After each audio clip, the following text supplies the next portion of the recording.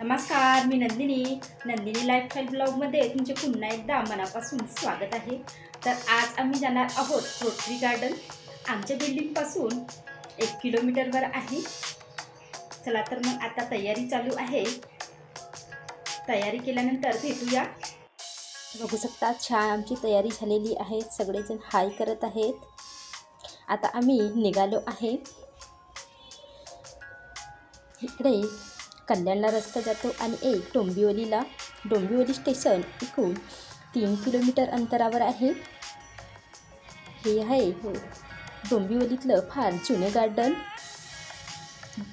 आता आम्ही पोहोचलो आहे। हे आहे एंट्री रोटरी गार्डनची। मिस्टर, माझी आई आणि 2 मुली घेऊन आलेली आहे।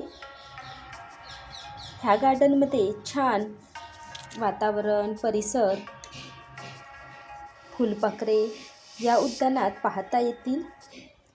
रोटरी क्लब हे डोंबिवलीतील पूर्व विभागाने नागरिकांना आणि छोट्या मुलांना सुद्धा छान, लहान मुलं आणि मोठ्या मुलांसाठी पण सुट्टीच्या दिवशी रविवार आणि शनिवारला खूप गर्दी असते। छान फुल एन्जॉय करतात मुलं इथे। आता आम्ही इकडे आलेलो आहे। आमथे थिएटर म्हणजे छप्पर नसलेली पायऱ्यांनी वर जाणारी आसन व्यवस्था असणारी एक इमारत। प्राचीन ग्रीस रोममध्ये अशा इमारतीचा वापर होत असे।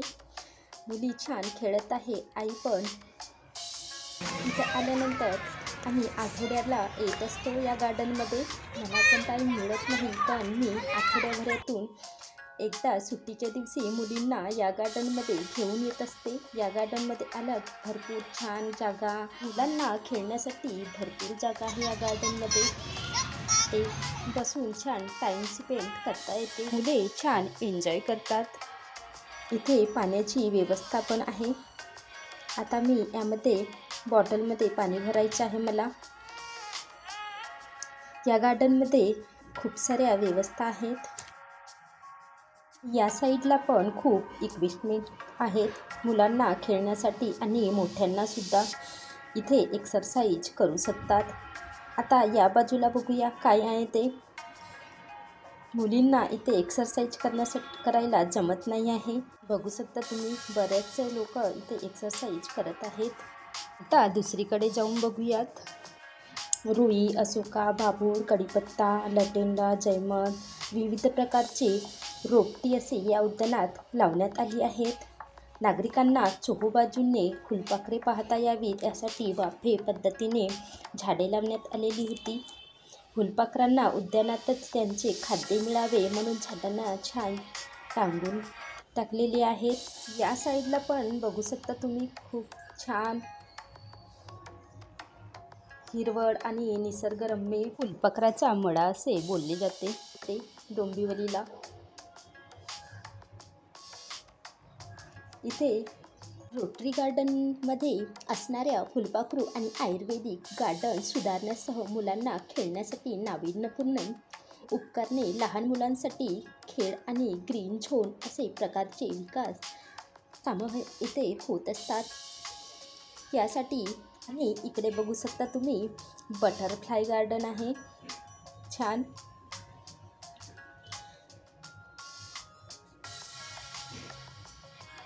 या सीझनमध्ये खूप कमी बटरफ्लाय दिसत आहेत, नाहीतर पावसाळ्यामध्ये छान बटरफ्लाय पाहायला मिळतील तुम्हाला इथे। आता पुन्हा बॅक साईडला तुम्ही पाहू शकता, इथे पण छान परिसर आहे, मोठा गार्डन आहे। इथे मुले परिसर आहे, मुले छान इथे वावरू शकतात, खेळू शकतात। मोठे मुले पण बॅट वगैरे आणून इथे क्रिकेट वगैरे खेळण्यासाठी छान जागा आहे आणि कोणी शूटिंग पण करत आहेत। या गार्डनमध्ये येऊन छान फोटो शूटिंग, व्हिडिओ वगैरे करत असतात। मुली पण स्लायडिंग करतात। इथे दोघी मुली चढत आहेत आणि स्लायडिंगसाठी। आता इकडे पाहूया, इथे पण खूप आज गर्दी आहे। इथे मुलींना घेऊन आलं की छान वाटते, इथे छान मजा करावीशी वाटते त्यांना.